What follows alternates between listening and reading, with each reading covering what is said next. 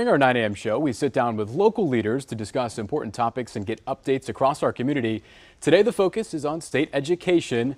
A new ruling from the state Supreme Court on authority over school libraries, the use of federal funds in school, and also teacher bonuses. A few things we're talking about this morning. State Superintendent Ryan Walters here to talk about some of those topics. Ryan, thanks so much for being here. Thank you for having me. Summer vacation, but you don't get a break. You've been very busy. Just yesterday, you're at the state capitol talking about some of this federal grant funding. Sure. You were questioned by lawmakers. What was the line of questioning about, and is there anything that you feel like needed to be shared at the state capitol? You know, once again, we have proven to be the most transparent agency in the state. You know, we went through a process with Loft, great process. We let them in the agency for over 3 months where they went through all of our finances, all of our budget, got a great report. You know, again, what we have seen are Democrats and the teachers unions have continued to lie about the efforts of my administration.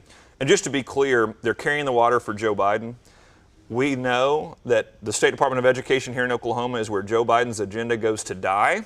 And so Democrats have been fighting us like crazy to stop our conservative agenda, but we're going to keep barreling forward. So it was a great opportunity yesterday to again show this record transparency, show the record successes of our agency. So we're very proud of the work being done across the state. Will anything change going into the new school year when it comes to grant funding and when it comes to getting more funding, the use of it? Is there any funding that wasn't used that you feel like could be used better?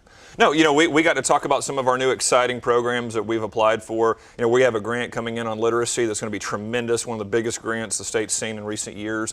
So we're very excited about that. We want to make sure kids are reading on grade level, so we've done a lot of efforts in that regard. We have massive summer school programs, the biggest summer school programs the state has ever had. We're doing credit recovery, which is tremendous. So kids that didn't get a credit from last year are able to get those and quickly get caught back up. So that's a program we launched with districts all over the state too.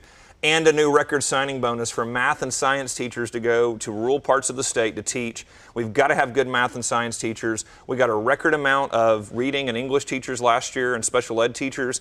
Now we're trying to catch up with math and science, so we're looking for new record teacher engagement with that as well. I want to move to the conversation on books, the battle with Edmond Public Schools that you've had that's been ongoing. The state Supreme Court shutting down your push to ban certain books within Edmond Public libraries, the school libraries.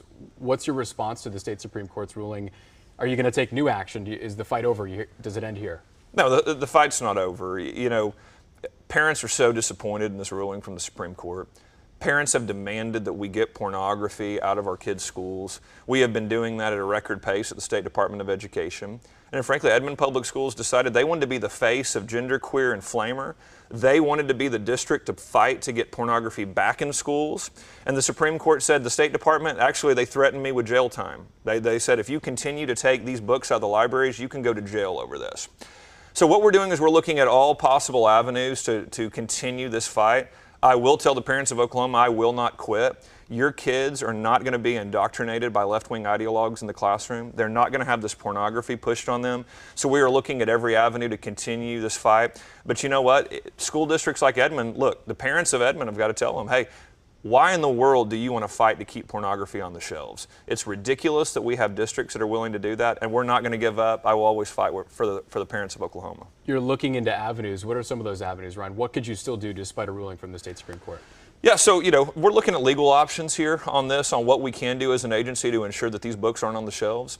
We're also looking at these local school boards, because here's part of the problem. We've seen in the House of Representatives, Speaker McCall, Mark McBride have held up bills to move school board elections. Now, the teachers union have demanded that they do that, and they listen to the teachers union. And let me tell you why. Because it makes school boards less accountable to the people. We have got to move school board elections so that the school boards represent their community values.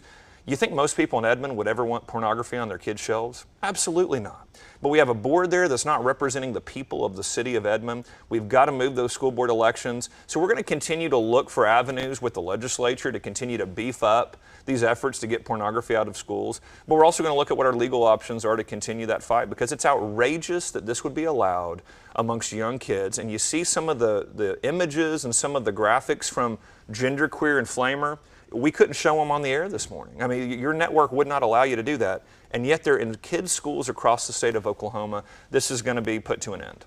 Your fight will continue there. I want to get to the incentive programs. Obviously, it's summertime. You're trying to hire more teachers ahead of the school year.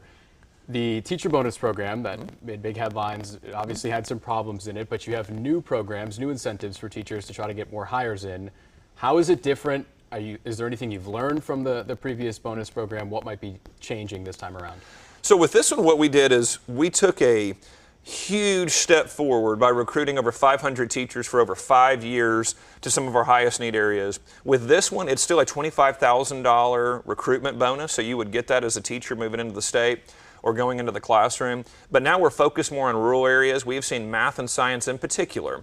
Our rural communities have had a lot of trouble recruiting those teachers. So this will be that one-time fee to get those teachers there, to move them in. And I've been talking to rural superintendents all over the state of, hey, if they'll move here, if they'll start working here, they love the culture we've developed in our schools. And I've told them, look, I can do an incentive program to get them here, but then you got to keep them here. You've got to build out that culture where they can see that they're making a difference with kids, they're supported, there's discipline in the classroom.